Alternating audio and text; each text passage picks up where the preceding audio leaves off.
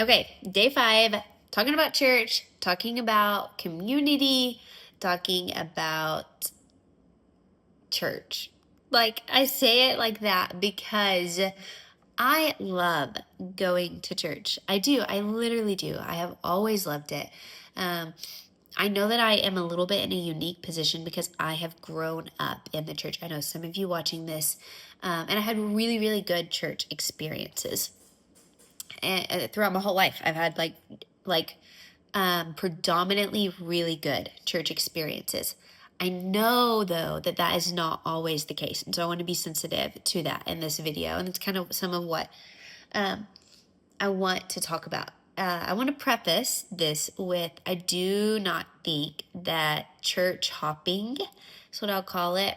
So going to a different church every couple months. I don't think that's biblical. I don't think that's what the Lord wants for us. I don't think you can build community. I will say that in my experience, like when we've moved different places for Brandon, typically my husband's job, it has taken us 6 months to a year minimum to feel like we are really invested in the church and really have built community. Even with like a church that we grew up, our young adult life, young adult life. I know we're still mid-30s, so we're still young, but young adult life. We moved away for a while. We came back, and we still, I feel like, has taken a year for us to fully like really get connected again and feel like we're like a part of it.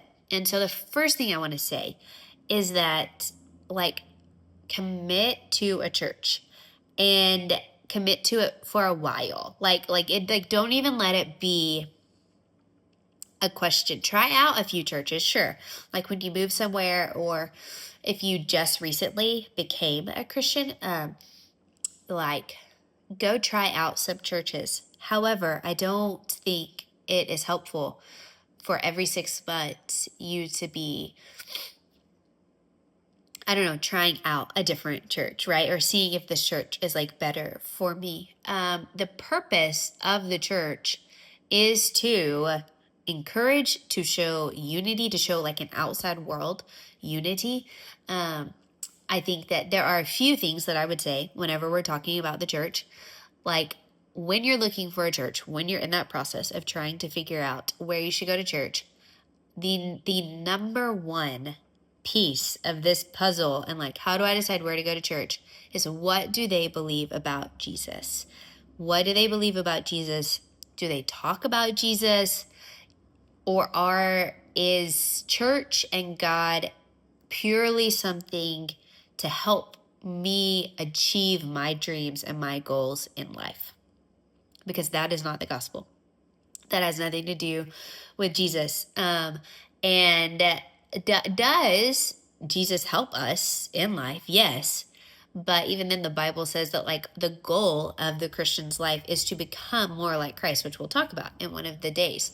But so if it's like an easy no, if a church does not care about Jesus, if you try to talk to a pastor and say, well, like, you know, how important is Jesus to this church? If like their answer is anything but, I mean, we couldn't have the church without Jesus. Like, what are we doing if there's no Jesus? Like, if the answer is like, well, I mean, we think he has good teachings. We really try to focus on, though, helping people be confident in who they are and, stuff like that. Like, that is not it. That is not a church that you should be at. You have, not that you need my permission, but you have my permission to leave that church after only a few weeks. And sometimes that doesn't always come out. Anyway, other than that, there are things that, like salvation. How do you get to heaven? Again, this kind of goes back to Jesus, but like, is Jesus the only way to get to heaven? Yes, that is what the Bible says. And so if a church is adding on things, well, you have to give your life to Christ and do this and this and this. And if you don't do those things, you're not going to go to heaven. Like it's not just Jesus. When it's Jesus and fill in the blank, I would say that's not a church. that we need to be at, because that's not a biblical church. I don't have time to go into everything about that here, on all of the other, like, what kind of church should you go to, but I just feel like the very basic of, like, it's got to be about Jesus, and Jesus has to be the only thing that they're preaching or teaching that gets you to heaven. Now, if you're going to a church and they say, well, yes, we believe that Jesus gets you to heaven with God, and we want you to be baptized. And, there's different views on that. But they're not saying like if baptism is like, we want you to do this, but Jesus is the way to get to heaven. Okay, that's okay, right? That's it. That's what the Bible says. The Bible talks about baptism, but the Bible is very clear that Jesus, the person of Jesus himself, his virgin birth, perfect life, death, resurrection, who he is what saves us. Surrendering to him, repenting and believing, submitting to him is what saves us. That is what the church you're going to needs to be preaching. Okay, so if that is not happening, or if, let's say, that is happening, and you're trying to figure out, like, what kind of church do I go to? Do I leave my church? What do I do? Give it time and a lot of prayer. And I would say, like, this day, we talked about, what the Bible says about church, about building community, the importance of it. I want you to be honest with yourself. How much effort am I putting in? Do I want a church that serves me? Or am I going to church ready to serve? Am I going to church because this is God's plan for the advancement of his kingdom, and I want to be a part of that? Or is church about, I'm just an honest girl, okay? If church is about networking for you, then your job, then your success, that is not it. That is not what the Bible says. That is not why we go to church. We go to church to encourage one another, to build one another up.